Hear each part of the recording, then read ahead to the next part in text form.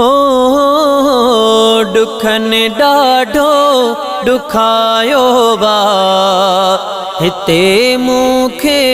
मिठा मदनी या रसूल अल्लाह या हबीब अल्लाह दुखन ॾाढो दुखायो वा हिते मूंखे मिठा मदनी ॾिनी मुदाह आतोखे सखी सुहिणा सचा मदनी ॾिनी मुदाह आतोखे सखी सुहिणा सचा मदनी छॾे दुनिया सजी आका कयो अहवाल मूं तो सां छॾे दुनिया सजी आका कयो अहवाल मूं तो सां सखी ॾींदे सहारो पक वॾी तुंहिंजी सखा मदनी सखी ॾींदे सहारो पक वॾी तुंहिंजी सखा मदनी दुखन ॾाढो दुखायो वा हिते मूंखे मिठा मदनी ॾिनी मुदाह आतोखे सखी सुहिणा सचा मदनी पयो तोखे कया सॾड़ा सुबुह सांझी खणी हथड़ा पयो तोखे कया सॾड़ा सुबुह सांझी खणी हथड़ा सजण पक आ कंदो काई इनायत कान का मदनी सजण पक आ कंदो काई इनायत कान का मदनी दुखन ॾाढो दुखायो वा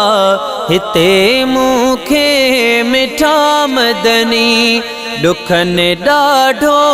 दुखायो वा हिते मूंखे मिठा मदनी नंढे लाकूं ख़ुशी नाहे रुगो दुखेड़ा ॾिठा आहिनि नंढे लाकूं ख़ुशी नाहे रुगो दुखेड़ा ॾिठा आहिनि हिननि दुखड़नि मजा मुंहिंजी सजण जिंदड़ी छॾा मदनी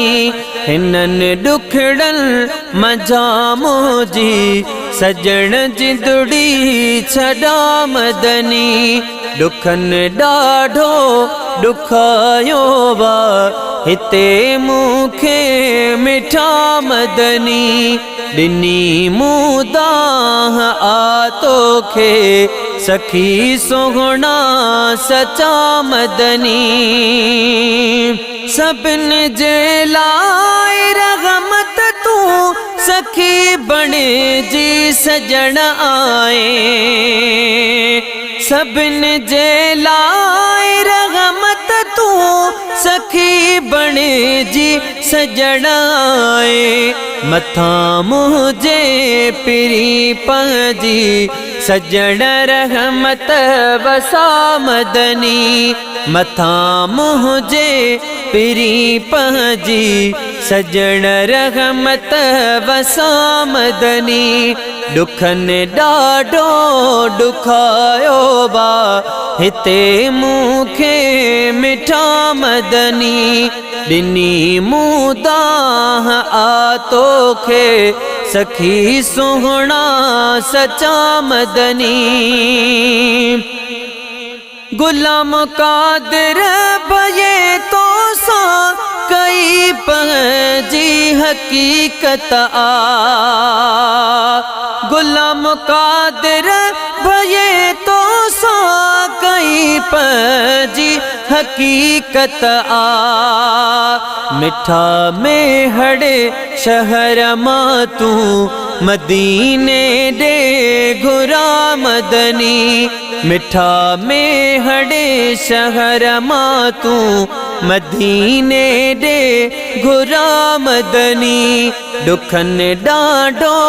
दुखायो वा हिते मूंखे